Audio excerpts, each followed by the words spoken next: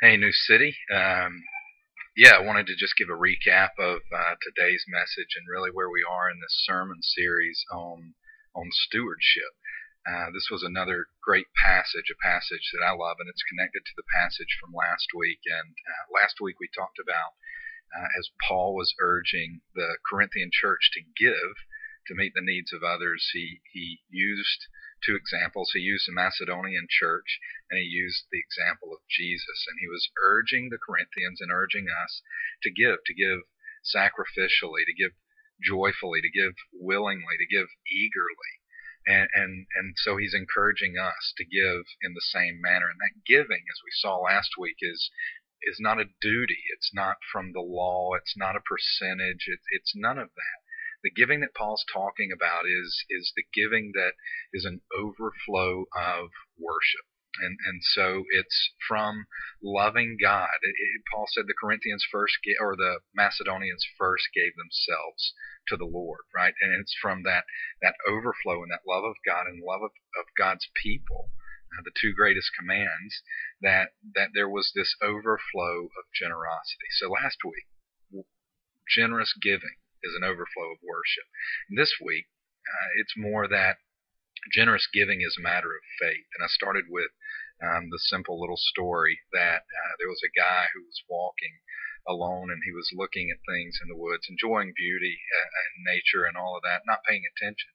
And he slipped off the edge of a cliff. And as he slipped and was falling, he grabbed hold of branches growing in the side of the cliff. And the man was there, trapped alone in the woods. And he knew that he couldn't hold on for long, and he knew that the branch wouldn't hold out for long. And so he began to call out for help. Hey, is there anybody there? Help, help, is there anybody there? And he heard a voice reply, yes, I'm here. And the man said, who is it?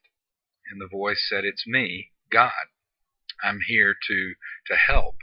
And the guy said, awesome, help me, get me out of here. And God said, okay, let go of the branch. And there was a moment of silence, and then the man said, I need you to help me, Lord, get me out of here. And God said again, let go of the branch. There was a longer pause of silence, and the man asked, is there anyone else up there? And that sort of describes our faith here in giving. God makes some great promises to us in the area of generous giving. And the real question is, do we believe what God says? Or are we more like the man hanging on to the branch, not willing to let go? Two promises that we saw this week. One is, as you give, so you will receive. Paul said, as you sow, S-O-W, so you will reap. The promise is this: you really can't outgive God, and the more you give, the more you receive. And if you don't give at all, then the truth is you're not blessed in receiving from God. Jesus said the same thing as he was teaching his disciples. He said, in the same measure that you give, really in all things, not just financially, but including finances, in the manner that you give mercy, in the manner that you give grace, in the manner that you give judgment, in the manner that you give finances, that same measure is how you will receive, right? And so the promise is that God will give to us as we give to others. As you sow, so you will reap, right? And the imagery there is really simple. If I'm planting corn and I plant one piece of corn, if that one piece of corn comes up, I get the harvest of that single stalk. But if I plant rows of corn and I plant numerous kernels of corn, and those kernels grow and produce a crop, then I reap a great deal more. That's the picture in giving as well.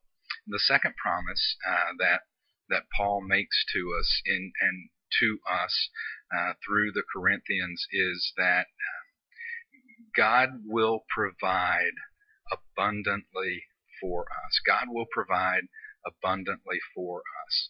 God provides all of our needs, and God is willing and God is able to supply not only what we need and meet our needs, but abundantly more than that. And he promises us that he will do that. God says, I will give to make sure that all of your needs are met sufficiently. And beyond that, I will bless you abundantly, so that you will have more than enough. So you will be wealthy.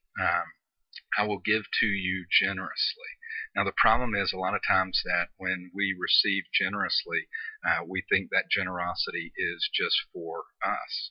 But really what God is saying is, I'll give to you generously in order for you to be a blessing to others and to give to others. I bless you generously so that you can give generously. So the promise is, as you sow, so you'll reap. That's the first promise. And the second promise is that God will give you. He'll meet. As you give generously, God will give you everything that you need. He will meet all of your needs and beyond. He'll give you abundantly. Two great promises. So the question is, do you believe those promises? Because if you do believe those promises, then giving generously should come much, much easier for you. And it should come much, much easier for me. You see, it's a matter of faith. It's like being the guy hanging on to that branch. We're hanging on to our money and to our possessions, believing that in them we find happiness, in them we find joy, in them we find peace, in them we are comforted.